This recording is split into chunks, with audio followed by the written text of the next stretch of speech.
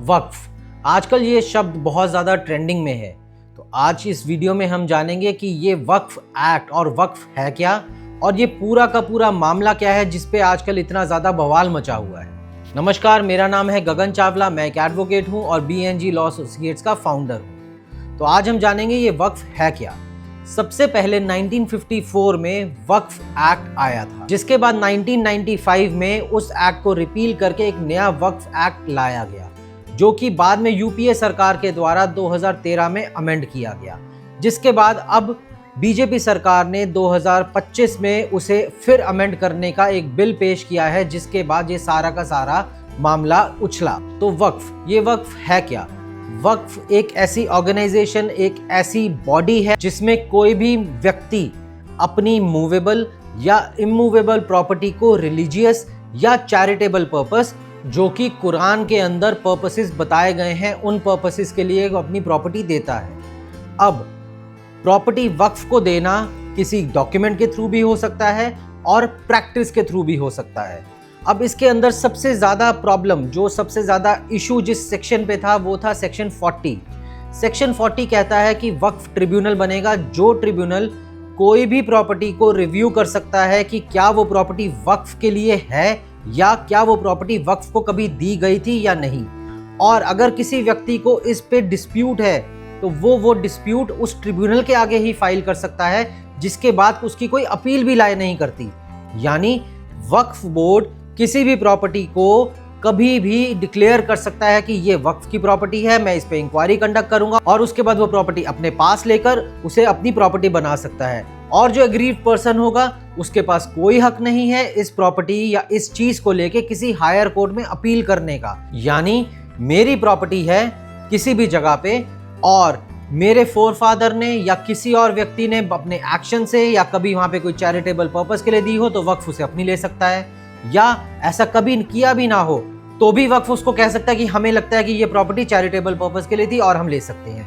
अब इसका एक बहुत एग्जांपल, आपको सूटेबल एग्जांपल देता हूं। जैसे एक एरिया है जहां पे बहुत ज़्यादा मुस्लिम पॉपुलेशन रहती है। अब वहां पे लोगों को मस्जिद भी चाहिए, क्योंकि उनको वहां पे अपने धर्म के अनुसार वहां पे उनकी पूजा करनी है या जो भी उनको करना है। अब वक्फ बोर्ड आकर कहता है कि यहाँ पर ये जो 4 घर हैं ये हमें लगता है कि वक्फ की प्रॉपर्टी है और हम यहाँ पे मस्जिद का निर्माण करेंगे।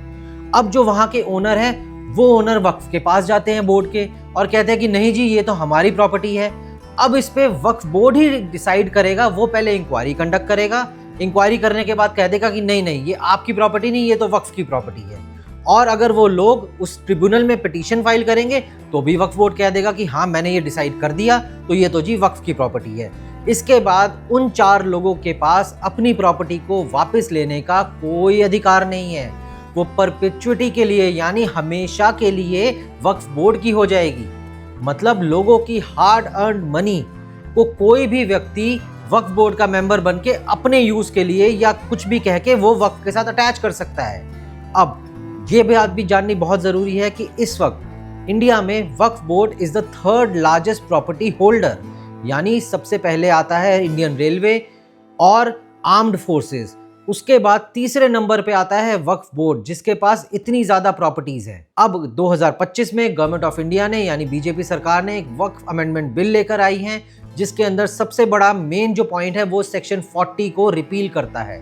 यानी अगर किसी की प्रॉपर्टी ले ली गई है वक्फ के द्वारा तो उसके पास इंडियन कानून के हिसाब से इंडियन कोर्ट्स को अप्रोच करने का पूरा राइट है। यानी पहले बोर्ड के पास, फिर हाई कोर्ट के पास, फिर सुप्रीम कोर्ट के पास। अब इसके बाद हमें यह भी जानना जरूरी है कि वक्फ अमेंडमेंट बिल में है क्या। इसके अलावा सेक्शन 40 को रिपील होने के अलावा इसके अंदर एक ये प्रोविजन ऐड किया गया है कि सिर्फ मुस्लिम लोग ही वक्फ को अपनी प्रॉपर्टी डोनेट कर सकते हैं, कोई नॉन मुस्लिम अपनी प्रॉपर्टी डोनेट नहीं कर सकता। साथ ही साथ अगर कोई इस्लाम कबूल करता है या इस्लाम में कन्वर्ट होता है तो वो वक्फ को प्रॉपर्टी देने के लिए उसे 5 साल का वेट करना पड़ेगा। पहले फीमेल्स अगर उनकी प्रॉपर्टी वक्फ के द्वारा ले ली गई हैं तो वो क्लेम नहीं कर सकती थी। अब इस अमेंडमेंट के बाद वो अपनी प्रॉपर्टी भी वक्फ बोर्ड से जाके क्लेम कर सकती हैं।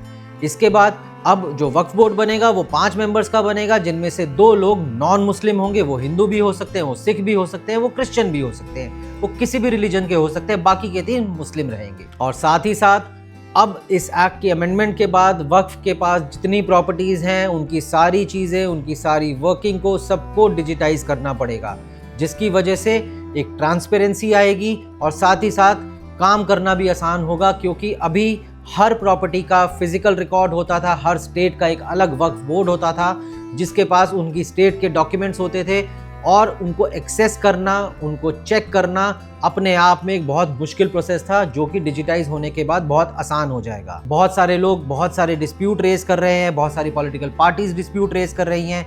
कुछ पार्टीज ने तो ये भी कहा कि हम नेशन वाइड प्रोटेस्ट करेंगे। अब देखना यह है कि इसमें आगे क्या फ्यूचर रहता है। आप अपनी राय कमेंट बॉक्स में ज़रूर लिखिएगा और बताइएगा कि आपके हिसाब से क्या ये अमेंडमेंट ठीक है या गलत है। Know your rights and fight for the truth.